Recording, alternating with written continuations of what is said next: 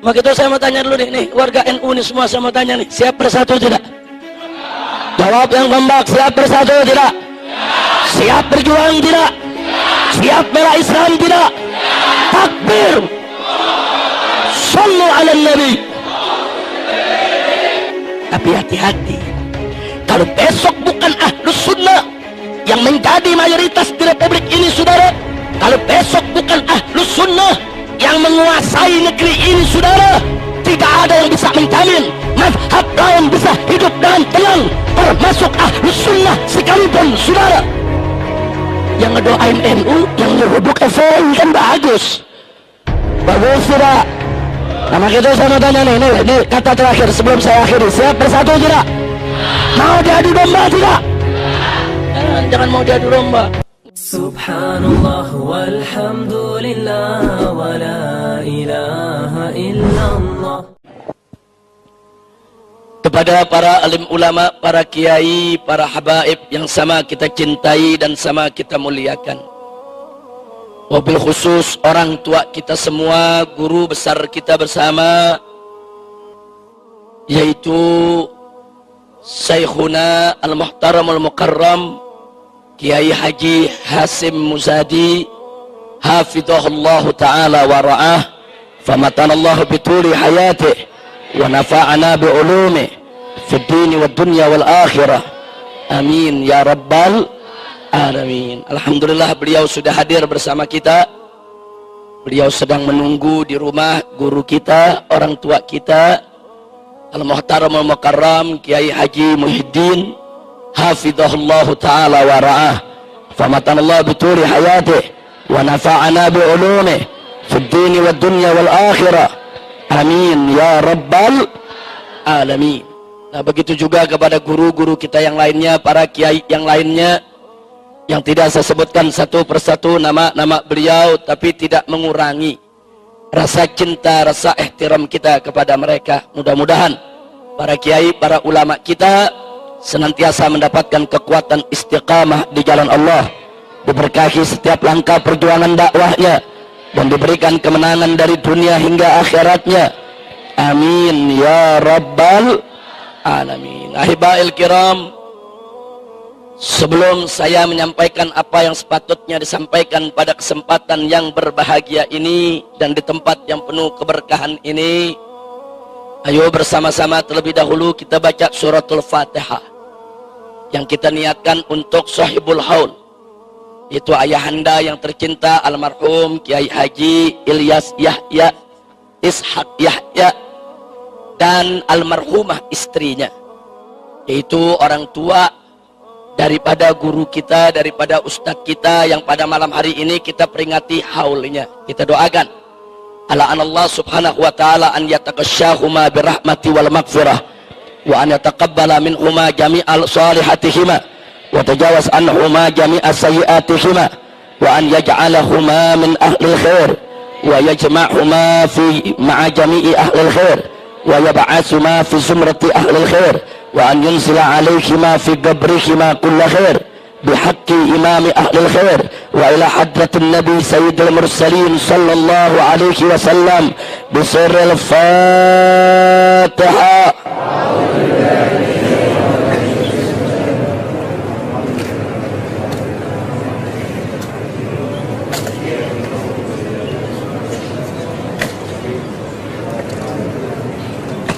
Taqabbalallahu minna wa minkum fataqabbal ya karim. Ahibail kiram, satu kehormatan bagi saya dan satu kebahagiaan tersendiri pada malam hari ini saya bisa berkumpul dengan keluarga besar Nahdlatul Ulama. Nahdlatul Ulama merupakan rumah besar Ahlus Sunnah wal Jamaah. Ahlus Sunnah wal Jamaah adalah as-sawadul a'zam, merupakan kelompok mayoritas daripada umat Nabi Muhammad sallallahu alaihi wasallam. Harapan kita ke depan dan seterusnya sampai hari kiamat nanti sekalipun, semoga Nahdlatul Ulama tetap tetap menjadi rumah besar Ahlus Sunnah wal Jamaah. Nah, yang ingin saya sampaikan pada kesempatan malam hari ini, tanpa mengurangi rasa kebersamaan kita, keinginan kita untuk membangun persatuan, tapi perlu saya berikan indar, perlu saya berikan warning kepada segenap Ahlus Sunnah wal Jamaah, bahwa kalau Ahlus Sunnah wal Jamaah tidak merapatkan barisan, tidak menyatukan potensi sebagai mayoritas muslimin yang ada di Indonesia ini, maka saya ingin ingatkan untuk diri saya dan segenap saudara-saudara Ahlus Sunnah wal Jamaah bahwa saat ini Ahlus Sunnah ala khatarin azim, berada pada posisi yang sangat kritis dan berbahaya. Apalagi di sekitar kita sekarang ini muncul kelompok-kelompok yang memang begitu mudah menyesatkan sesama muslim, mengkafirkan sesama muslim, dan Ahlus Sunnah pun tidak luput daripada takfir mereka, saudara. Dan satu hal yang perlu diwaspadai, bahwa akidah Asy'ariyah sebagai akidah inti daripada Ahlus Sunnah wal Jamaah di samping Al-Maturidiyah, saudara, ini merupakan akidah mayoritas umat Islam di Indonesia. Tapi menariknya, belakangan ini mulai muncul buku-buku yang dicetak secara bebas, dijual secara merajalela, hampir ada di setiap toko buku, yang isinya secara eksplisit terang-terangan menyatakan bahwa Al-Asy'ari sesat menyesatkan. Kalau buku-buku ini beredar di Arab Saudi, saya nggak kaget. Kalau buku-buku semacam ini beredar bukan di negerinya Asy'ari, saya tidak kaget. Buku ini diketak, terbit, diperjualbelikan, disebarluaskan di depan mata jutaan kaum Asy'ariyah, saudara. Ada apa? Jawabnya cuma satu di antara dua. Imma yang menerbitkannya nekat, atau mungkin gila, saudara. Dia udah nggak peduli dengan yang mayoritas, udah nggak ada takutnya, saudara. Atau mungkin yang kedua, mereka sudah merasa kuat, ya. Mereka sudah merasa pengaruh, mereka sudah mencakar di seluruh pelosok negeri ini. Dan yang lebih mengejutkan lagi, saudara, dalam sistem pendidikan Indonesia, dalam kurikulum ilmu agama, dari mulai ibtidaiyah, tsanawiyah, aliyah di Indonesia, yang diajarkan adalah akidah sulasiyah, trilogi tauhid, yang diajarkan oleh Ibn Taimiyah dan disebarluaskan oleh Syekh Muhammad bin Abdul Wahhab. Kemana akidah Asy'ariyah? Kemana akidah Ahlus Sunnah wal Jamaah? Kok bisa trilogi tauhid, saudara, akidah sulasiyah itu masuk dalam kurikulum pendidikan Islam di seluruh Indonesia, digunakan bukunya? Inna lillahi wa inna ilaihi raji'un. Jadi sekali lagi saya katakan, kalau ada kelompok di negeri ini mulai muncul berani mengkafirkan atau berani sesat menyesatkan Asy'ariyah, Ahlus Sunnah wal Jamaah, imma dia nekat atau memang dia merasa sudah kuat, saudara. Justru yang saya khawatir yang kedua, bukan yang pertama, saudara. Mungkin mereka merasa sudah kuat, kuat finansialnya, kuat pemodalannya, kuat daripada pendanaannya, kuat backing daripada sejumlah negara-negara Timur Tengah, dan kuat daripada backup pejabat-pejabat yang ada di Republik ini, saudara. Dan ini nggak boleh dibiarkan. Makanya tadi saya katakan, Ahlus Sunnah wal Jamaah kalau tidak bersatu, tidak merapatkan barisan, ala khotorin azim, penyimpangan yang sangat berbahaya. Belum lagi ditambah serangan liberal dan syiahnya, saudara. Dahsyat posisi saat ini Ahlus Sunnah. Bahkan lebih dahsyatnya lagi, liberal dan syiah ini, saudara, masuk menyusup ke organisasi-organisasi Ahlus Sunnah wal Jamaah, tidak terkecuali Nahdlatul Ulama, ya saudara. Ala khatarin azim. Makanya tadi saya katakan, kita harus berjuang, berdoa agar Nahdlatul Ulama sampai hari kiamat tidak bisa tidak, harga mati harus tetap menjadi rumah besar Ahlus Sunnah wal Jamaah. Saudara, Ahlus Sunnah wal Jamaah, Ahlul Iqtidal, Ahlut Tawassut, Ahlut Tawazun. Ahlus Sunnah wal Jamaah ini merupakan kelompok pertengahan yang punya keseimbangan, yang gak mudah mengkafir-kafirkan kelompok lain, saudara. Ya, kita tidak mau NU diliberalkan, kita tidak mau NU itu disiahkan, apalagi kalau NU diwahabikan, saudara. Dan kita juga tidak mau kalau NU harus memusuhi Syiah dan Wahabi. Itu bukan watak NU, saudara. Memusuhi apalagi mengganggu madhab-madhab di luar Ahlus Sunnah wal Jamaah. Tapi NU tidak boleh diam manakala Asy'ariyah digerogoti, Asy'ariyah dihabisi, manakala Asy'ariyah dikafir-kafirkan. Insya Allah. Karena itu, saudara, pada kesempatan malam hari ini ingin saya ingatkan, selama Ahlus Sunnah wal Jamaah menjadi mayoritas di Republik ini, insya Allah NKRI akan tetap bersatu, saudara.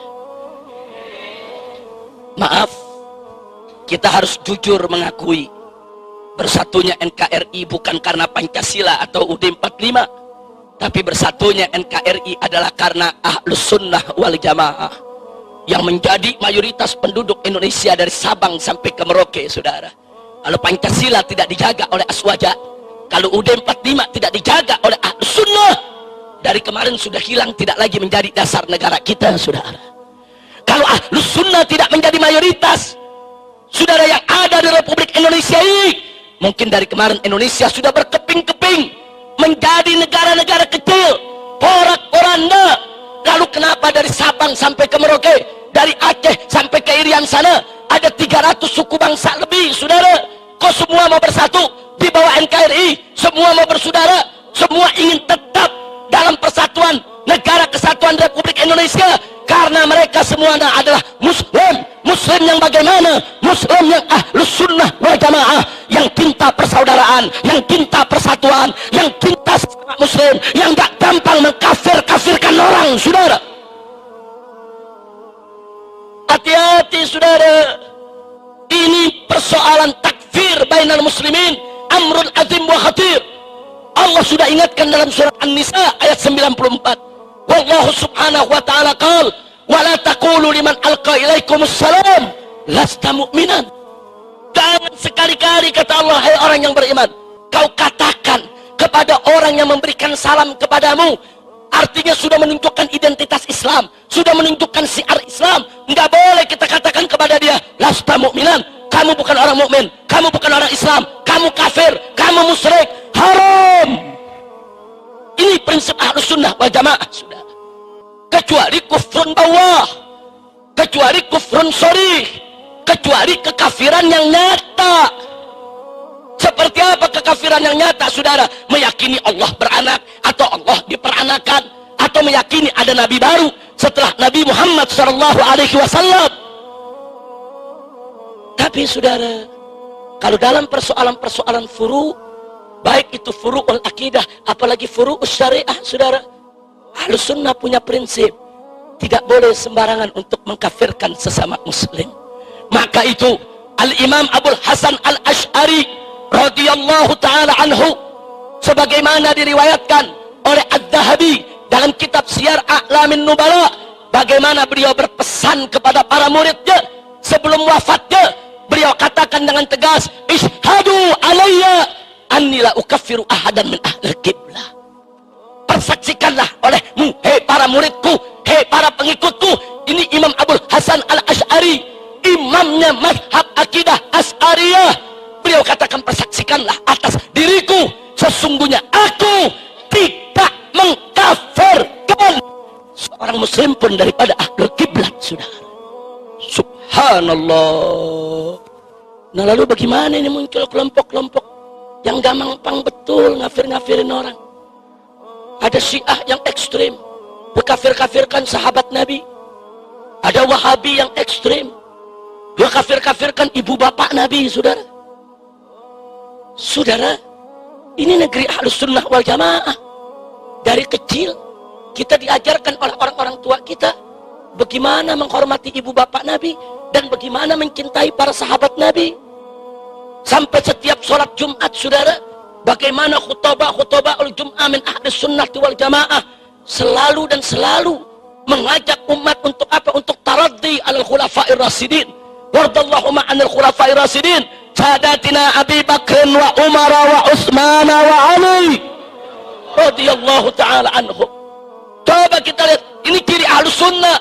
Enggak ada Ahlus Sunnah berani kurang ajar kepada para sahabat Nabi. Dan dari dulu, saudara, Ahlus Sunnah wal Jamaah diajarkan untuk hormat kepada keluarga Nabi, kepada ibu Nabi, bapak Nabi, anak keturunan Nabi. Dan sekarang muncul dai-dai Wahabi berani teriak di atas mimbar, saudara-saudara, walaupun keluarga Nabi kalau tidak dapat hidayah tetap masuk neraka. Contohnya adalah ibu dan bapak Nabi. Kenapa dia tidak kasih contoh Abu Lahab, saudara? Saudara-saudara, walaupun kerabat Nabi kalau tidak mendapat hidayah tetap masuk neraka jahanam. Contohnya adalah Abu Lahab. Kan disepakati, saudara. Kenapa memberikan contoh begitu kurang ajar kepada kedua orang tua Nabi? Oh, alasan mereka, kita punya dalil. Jangan kau pikir dalilmu belum dibaca oleh ulama Ahlus Sunnah wal Jamaah. Jangan kau pikir dalilmu belum dikupas, belum dikaji oleh ulama Ahlus Sunnah wal Jamaah. Gak boleh kau sembarangan menerjemahkan dalil hanya dengan modal bisa bahasa Arab. Gak boleh. Baca dulu ayat-ayat yang menjamin kesucian asal-usul Nabi, saudara. Baca dulu hadis-hadis yang lain yang menjamin kesucian kemurnian asal-usul Nabi, saudara. Jadi kalau hadis yang kau pahami dengan pahammu bertentangan dengan ayat-ayat dan hadis-hadis lain yang menjamin kesucian asal-usul Nabi, wajib kau takwilkan supaya tidak bertentangan dengan Al-Quran dan hadis yang lebih kuat. Bukan seenaknya menyulut nih, saudara, jenggot baru selembar, bikin celana kekurangan bahan, pakai nyala-nyalain Asy'ariyah, nyala-nyalain Ahlus Sunnah. Kutu onta. Maka itu saya mau tanya dulu nih, warga NU nih semua, saya mau tanya nih, siap bersatu tidak? Jawab yang kompak, siap bersatu tidak? Siap berjuang tidak? Siap bela Islam tidak? Takbir. Shallu ala Nabi. Saudara, selama Ahlus Sunnah wal Jamaah menjadi mayoritas di Indonesia, nggak usah khawatir. Madhab-madhab yang lain bisa hidup dengan tenang. Jangankan madhab yang lain, orang kafir pun hidup tenang, saudara. Karena Ahlus Sunnah wal Jamaah, saudara, nggak ada diajarkan untuk mengganggu orang lain. Kalau Ahlus Sunnah tetap menjadi mayoritas dari republik ini, saudara, nggak ada Ahlus Sunnah yang mengganggu Syiah, yang mengganggu Wahabi. Syiah dari dulu udah ada di negeri kita. Syiah Wahabi dari dulu udah ada di negeri kita. Nggak, Ahlus Sunnah nggak ganggu. Selama mereka tidak mengganggu Ahlus Sunnah, ya ikhwan. Tapi hati-hati, kalau besok bukan Ahlus Sunnah yang menjadi mayoritas di republik ini, saudara, kalau besok bukan Ahlus Sunnah yang menguasai negeri ini, saudara, tidak ada yang bisa menjamin mazhab lain bisa hidup dengan tenang, termasuk Ahlus Sunnah sekalipun, saudara. Lihat apa yang terjadi di Syria.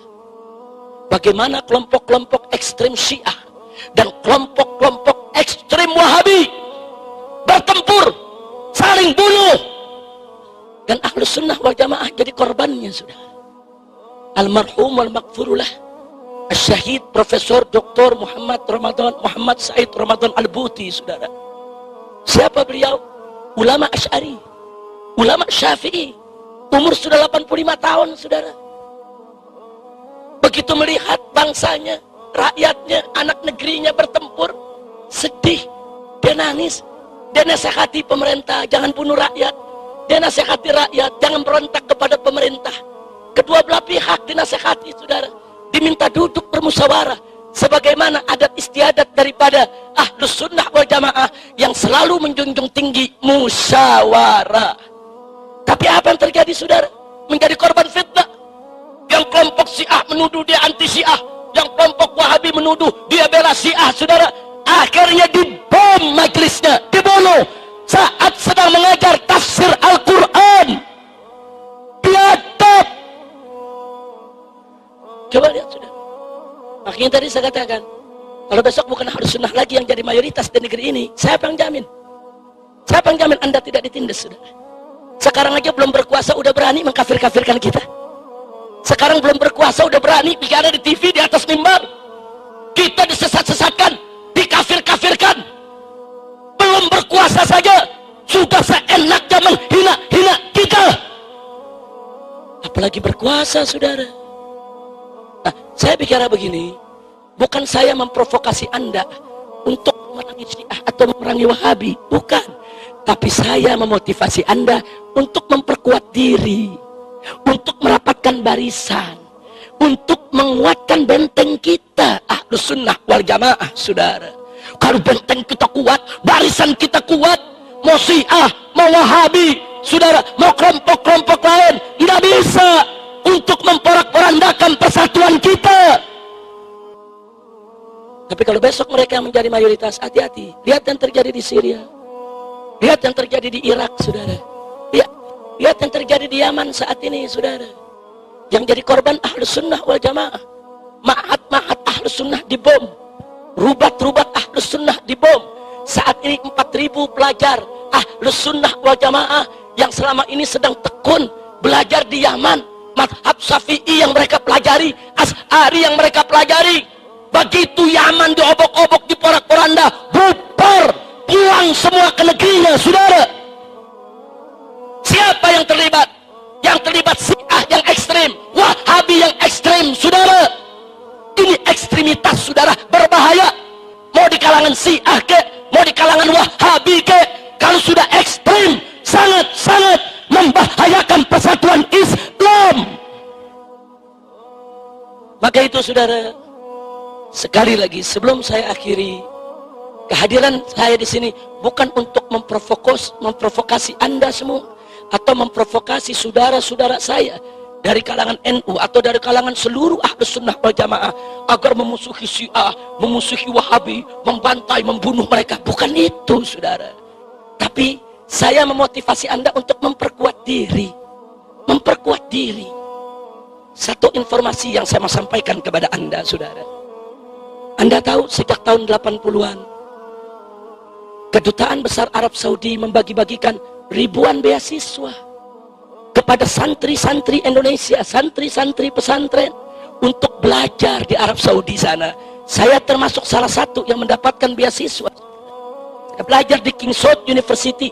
Saya selesaikan program S1 saya di sana, saudara. Saya lihat dengan mata kepala saya. Saya dengar dengan telinga saya, saudara.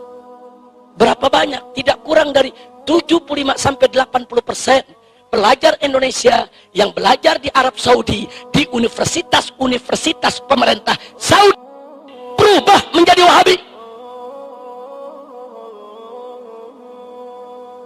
Kalau sekedar berubah menjadi Wahabi, saya masih nggak kaget, saya masih nggak khawatir. Kalau Wahabi buat dirinya, tapi begitu mereka pulang, berapa banyak di antara mereka direkrut, diberikan tugas, dimodali, dikasih finansial. Untuk apa? Untuk mewahabikan Indonesia. Ya, mereka pulang, mereka diberikan finansial, mereka bisa membentuk organisasi, membentuk mahat-mahat, membangun masjid-masjid. Uang mereka banyak, ekonomi mereka kuat, pendanaan mereka luar biasa, dan mereka di backup oleh kekuatan asing, saudara. Hati-hati kita sentuh mereka.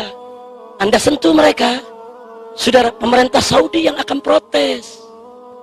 Ini urusan internasional, saudara. Dan pada tahun yang sama, setelah revolusi terjadi di Iran, Iran pun melalui kedutaan besarnya membagi-bagikan ribuan beasiswa kepada santri-santri pesantren di Indonesia, saudara. Ya, kita bersyukur, kita berterima kasih kepada Saudi, kepada Iran yang telah memberikan kesempatan kepada santri kita untuk belajar di jenjang pendidikan yang lebih tinggi. Tapi kita prihatin, manakala yang di Saudi diwahabikan, yang di Iran disiahkan. 99% pelajar Indonesia yang belajar di Iran jadi Syiah, saudara. Baik, kalau Syiah buat diri mereka, saya nggak kaget. Itu hak pribadi mereka, saudara. Tapi begitu mereka pulang, mereka mendapat misi untuk mensyiahkan Indonesia. Mereka dibiayai, mereka dimodali, mereka mendapatkan pendanaan. Masya Allah. Singkat cerita, ini sudah berlangsung dari awal 80-an. Sekarang kita sudah 2015. Anak-anak kita yang belajar di sana udah banyak pulang, pada jadi doktor, saudara. Nah, sekarang pertanyaan saya, apa yang sudah kita siapkan untuk menghadapi mereka? Besok 1001 dokter Wahabi pulang ke Indonesia. Besok 1001 dokter Syiah pulang ke Indonesia. Dan yang lebih parahnya lagi, sebelum Saudi dan Iran bagi-bagi beasiswa, Inggris, Amerika, Eropa udah bagi-bagi beasiswa. Anak-anak kiai dibujuk-bujuk untuk belajar ke Amerika, belajar ke Harvard University, belajar ke Boston, belajar ke Cambridge, belajar ke Sorbonne, saudara. Didoktrin dengan paham-paham liberal, dengan pluralisme, sekularisme, materialisme, saudara. Segala macam pahaman-pahaman yang bukan paham Ahlus Sunnah wal Jamaah, ya, mereka berubah menjadi liberal. Kalau anak-anak kita belajar di Amerika, belajar ilmu komputer, kita senang. Belajar ilmu geologi, kita senang. Belajar ilmu kimia, ilmu kedokteran, kita senang. Tapi yang menjadi muskilah adalah anak-anak kita belajar tafsir kepada profesor Yahudi, belajar hadis kepada profesor Nasrani. Innalillahi wa inna ilaihi raji'un. Saudara, sekali lagi saya ulangi, sebentar lagi 1001 dokter liberal mengepung kita, 1001 dokter Wahabi mengepung kita, 1001 dokter Syiah mengepung kita. Ingat, mereka datang sebagai cendekiawan, sebagai ilmuwan, sebagai doktor. Dan mereka begitu masuk ke Indonesia, mereka masuk ke legislatif, yudikatif, eksekutif. Mereka menjadi penasehat-penasehat menteri, penasehat-penasehat jenderal. Jadi jangan kaget kalau kurikulum Wahabi udah masuk ke sekolah-sekolah kita, saudara. Masuk kurikulum-kurikulum Wahabi ke pesantren-pesantren, saudara, tanpa disadari.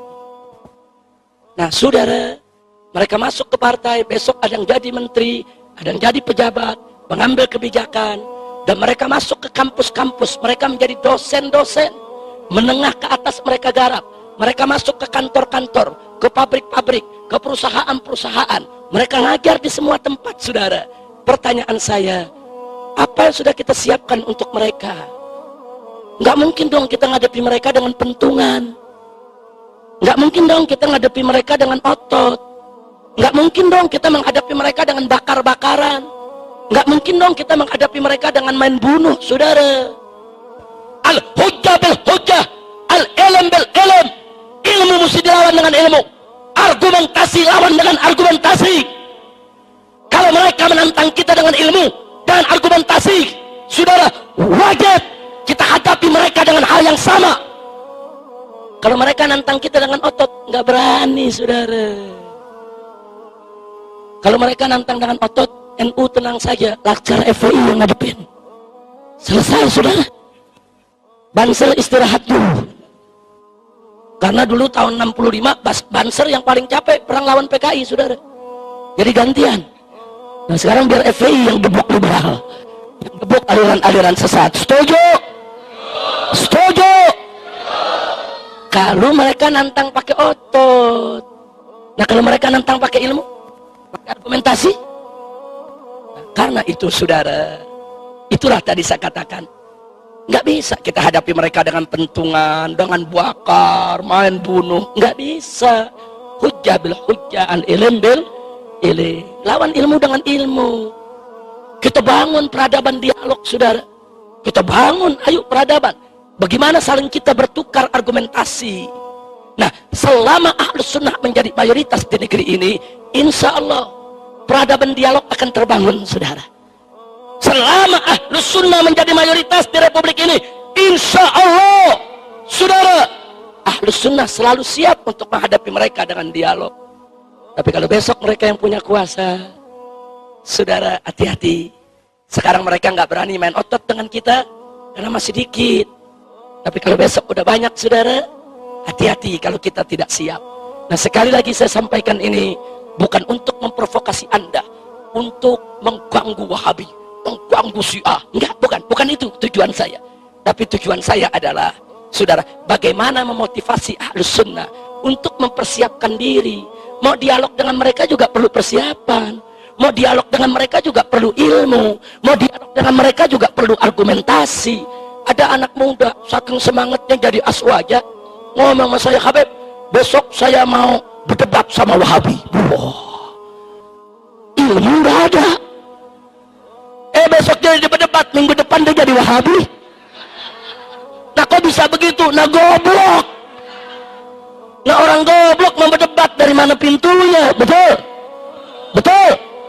Ada orang semangat cinta kepada Sayyidina Abu Bakar dan Sayyidina Umar radhiyallahu, mau berdebat sama Syiah. Syiah ekstrem dia mau hadapin. Dia berdebat sama Syiah. Minggu depan dia yang caci maki Abu Bakar Umar. Nah kok bisa terjadi? Goblok. Begitu jujur saya tanya, orang goblok kalau berdebat, saudara, bahaya tidak? Bahaya tidak? Orang yang nggak punya ilmu bukan berdebat, belajar. Fas'alu ahla dzikri in kuntum la ta'lamun. Tanya kepada ulama. Tanya, Pak Kiai, ini saya dengar ada majelis mencaci maki Abu Bakar Umar. Memang Abu Bakar Umar itu betul bersalah? Tanya ke Kiai. Nanti Kiai yang jelasin. Kiai yang kasih tahu duduk perkaranya, saudara. Jangan belum punya ilmu sok berdebat. Ya, kadal kebon. Nah maka itu sebelum saya haikiri, saudara, saya mau tanya semuanya, Ahlus Sunnah wal Jamaah nih, siap bersatu tidak? Siap bersatu tidak? Siap menuntut ilmu tidak? Siap mendapatkan barisan tidak? Siap meningkatkan kualitas tidak? Takbir! Sallu ala Nabi. Selama Ahlus Sunnah wal Jamaah menjadi mayoritas di Republik ini, insya Allah Syiah bisa kita kendalikan, Wahabi tetap bisa kita kendalikan, tetap bisa kita nasihati. Syiah, awas, lu jangan langgar rambu-rambu, gua gebuk lu. Wahabi, awas, gua nggak ganggu lu. Nah, tapi ini negeri Asy'ari, lu langgar batas, gua gebuk lu. Nah, kita bisa ngomong begitu kalau kita kuat, betul, betul. Ini nggak kuat, nggak punya pasukan, mau ngomong, Syiah, lu macam-macam gua gebuk, dicekek lo. Orang bisa ngomong begitu kalau dia udah punya kekuatan, betul, punya kemampuan, betul. Nah baik, saya mau tanya semua di sini, siap jaga Islam, siap jaga Aswaja, siap jaga NU, takbir. Kalau ada pihak-pihak yang ingin meliberalkan NU, siap lawan tidak? Siap lawan tidak? Kalau ada pihak-pihak yang ingin mensyiahkan NU, siap lawan tidak? Siap lawan tidak? Kalau ada pihak-pihak ingin mewahabikan NU, siap lawan tidak? Siap jaga NU, takbir. Sallu ala Nabi. Nah, tapi jangan mentang-mentang saya ceramah begini, keluar dari sini cari mana Syiah gua mau gebukin, mana Wahabi gua mau gebukin, awas loh. Bukan itu tujuan ceramah kita, bukan itu, nggak boleh. Ahlus Sunnah mesti menunjukkan sikap baiknya terhadap semua mazhab yang ada. Setuju? Setuju? Karena para ulama salaf kita dulu mengajarkan begitu, saudara, saling menghormat. Coba lihat ulama-ulama salaf kita, walaupun mereka berdebat keras dengan Mu'tazilah, tapi nggak ada mereka yang mengkafirkan Mu'tazilah. Walaupun berdebat keras dengan Qadariyah, Jabariyah, Murji'ah, tapi nggak ada mengkafirkan Qadariyah, Jabariyah, Murji'ah.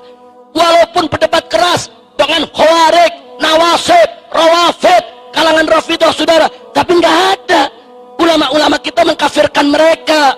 Berdebat keras boleh, kita katakan mereka salah jalan silakan, tapi mengkafir-kafirkan jaga dulu. Kalau kita tahu mereka salah jalan, itu kan saudara kita, tunjuki dong ke jalan yang benar, bukan digebukin. Kira-kira jelas tidak? Jelas tidak? Maka itu sekali lagi, siap jaga kedamaian, siap membangun peradaban dialog, takbir. Nah akhirnya saudara, saya memberikan indar juga, cuman hati-hati, ini Wahabi kadang-kadang kelewatan, dia bikin jebakan. Kalau dia berdebat kalah, kita dibilang Syiah. Begitu tuh saudara tuh. Jadi ini Wahabi saudara bikin buku yang menyesatkan Asy'ari, saya lawan. Begitu saya lawan habis, saya nggak terima Asy'ari disesatkan, kurang ajar. Anak pitik mau ngafir-ngafirin Asy'ari, iya, cacing pasir. Kita nggak terima, kita lawan. Begitu kita lawan, mereka bikin di web mereka, awas Habib Rizik Syiah. Bro, pala lu boningan. Insyaallah, maka itu hati-hati. Ini propaganda Wahabi nih. Pokoknya ntar kalau ada kiai-kiai yang anti Wahabi, langsung tuh, awas, awas, itu Kiai Muhyiddin Syiah. Awas, begitu saudara, awas, Ustaz Fauzan Syiah. Kenapa? Mereka nggak bisa lawan dengan argumentasi. Dan jahatnya Wahabi, saudara. Kalau sudah mulai Habib cerita, saudara, tentang Sayyidina Ali, Siti Fatimah, Sayyidina Hasan, Sayyidina Husain, langsung dituding Wahabi. Langsung dituding Wahabi. Ini Syiah, awas, kurang ajar. Ahlus sunnah wal jamaah, cinta kepada segenap keluarga Nabi, cinta kepada para sahabat Nabi. Ini sebabnya saudara, dulu Al-Imam Syafi'i radhiyallahu ta'ala anhu, saking cintanya kepada keluarga Nabi, sering mengarang syair memuji keluarga Nabi, menunjukkan cintanya kepada keluarga Nabi, sampai Imam Syafi'i dituduh Syiah, saudara. Bahkan dituduh Rafidhah, diseret Imam Syafi'i, ditangkap, dirantai. Apa Imam Syafi'i kapok menunjukkan rasa cintanya kepada keluarga Nabi? Tidak. Langsung beliau gubah satu bait syair. Apa beliau katakan? Lau kana rafdan hubbu ali Muhammadin falyashhadits thaqalani annani rafidi. Apa kata Imam Syafi'i? Andai kata cinta kepada keluarga Nabi Muhammad itu dituduh Rafidhah, dituduh sebagai Syiah yang sesat, falyashhadits thaqalani. Hei jin dan manusia, saksikanlah aku adalah seorang Rafidi. Kalau aku dianggap sesat karena mencintai keluarga Nabi, ya aku sesat. Mau apa? Subhanallah, tegas tidak Imam Syafi'i? Imam Syafi'i ngomong begitu bukan berarti beliau Syiah, bukan berarti beliau itu Rafidhah. Sebab beliau mau tunjukkan bahwa cinta keluarga Nabi itu kewajiban agama. Saudara, jangan orang cinta keluarga Nabi langsung dituduh Syiah. Ada yang begitu? Ada yang begitu? Ini di sini kebetulan hadir nih, ada Ustaz Husain, Habib Husain bin Hamid Al-Attas. Saudara, ini yang beliau ajar di majlis-majlisnya, saudara, kitab Sahih Bukhari dan Sahih Muslim. Beliau buka tafsirnya, tafsir Ahlus Sunnah. Baru beliau cerita, saudara, Sayyidina Ali begini, Siti Fatimah begini. Wow, Ustaz Husain Syiah nih. Ini kita mau diadu domba. Habib sama Habib mau diadu domba. Kiai sama Kiai mau diadu domba. Termasuk NU dan FPI sekalipun mau diadu domba, saudara. Berapa banyak di daerah dibisikin, awas, hati-hati, FPI Wahabi itu. Dari mana Wahabi? Kan Habib Rizik lulusan Saudi. Coba lihat, saudara. Ada lagi yang isuin, awas, FPI Syiah tuh. Lo dari mana Syiah? Lah kan Habib. Habib, kalau Habib Syiah dia. Kurang ajar saudara. Ada nggak yang begitu? Ada tidak yang begitu? Kurang ajar tidak? Nah, nggak boleh kita diadu domba lagi. Kiai dan habaib harus bersatu. NU dan FPI wajib untuk bersatu. Bahkan FPI itu bukan orang lain. FPI itu anaknya NU, cuman agak bandel dikit. Gitu doang saudara. Ya tahlilnya sama, betul? Betul? NU tahlil, FPI tahlil. NU ziarah kubur ya? FPI paling doyan. Nah apa bedanya? Cuman bedanya satu. Kalau ada tempat maksiat, NU ini kan banyak orang tua yang ngulus dada. Ya Allah, kapan tutupnya?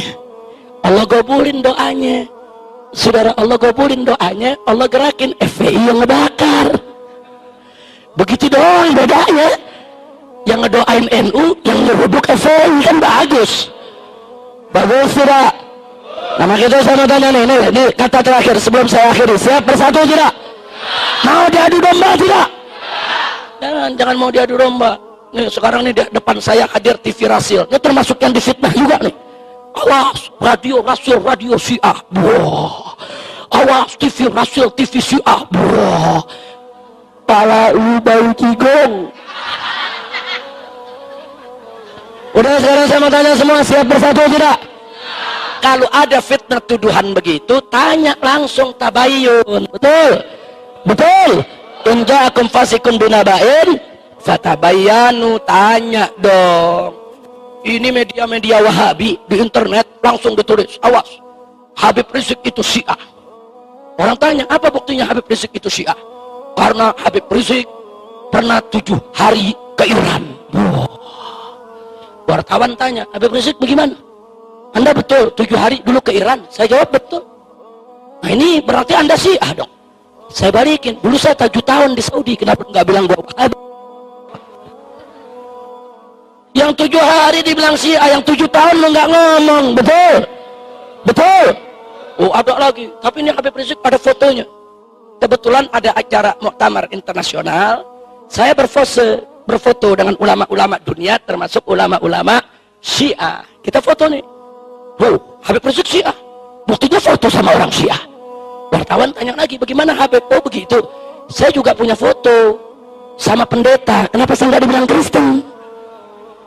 Bahkan saya bilang, saya pernah jalan-jalan sama anak istri ke kebun binatang, foto sama monyet. Beritain aja Habib Rizik monyet. Betul? Dasar Wahabi goblok. Udah cukup dah, jangan diterusin, kesian ke Hasim, udah malam nih.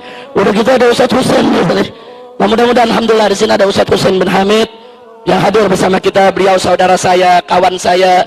Beliau termasuk yang menjadi korban fitnah. Cuman bedanya nih Ustadz Husain difitnah diem aja di rumah. Kalau saya difitnah nyeruduk saudara. Sedang fitnah gue seruduk. Oh Wahabi fitnah, gue seruduk Wahabi. Ngapain pusing-pusing? Makanya Habib Husain saya mau ajak nih supaya jadi tukang nyeruduk juga. Amin. Amin. Amin. Lo kok begitu Beb? Ya biar di penjaranya gantian. Kita doain biar Habib Husain panjang umur, sehat walafiat, dan biar kita semua selalu bersatu. Amin. Dan doakan Kiai Haji Hasim Musadi supaya beliau diberikan panjang umur dalam taat dan ibadah, dalam sehat walafiat, dan saya berharap beliau ke depan bisa kembali memimpin Nahdlatul Ulama. Sebab Nahdlatul Ulama kalau tidak dipimpin oleh orang yang betul-betul ahlus sunnah wal jamaah, betul-betul lurus di jalan Allah dan Rasulnya, ke depan ahlus sunnah wal jamaah saudara bisa dirampok oleh orang-orang di luar aswaja, bisa disalahgunakan oleh orang-orang di luar aswaja, dan itu nggak boleh terjadi. NU harus tetap menjadi rumah ahlus sunnah wal jamaah. Setuju? Kenapa saya bicara begini? Oh kami berhak saudara, karena NU rumah kami juga. NU rumah kami juga. Kami nggak reda NU diliberalkan, NU disiahkan, NU diwahabikan. Tidak boleh terjadi. NU harus tetap jadi NU. NU harus tetap menjadi menjadi benteng Ahlus Sunnah wal Jamaah. Sekali lagi, siap bersatu, siap bela Islam, siap bela Aswaja, siap bela NU. Takbir. Sallu ala Nabi. Terima kasih atas segala perhatian, mohon maaf atas segala kekurangan. Hadani Allah wa iyyakum ila siratal mustaqim. Wallahu muwaffiq ila aqwamit thariq. Wassalamu alaikum warahmatullahi wabarakatuh.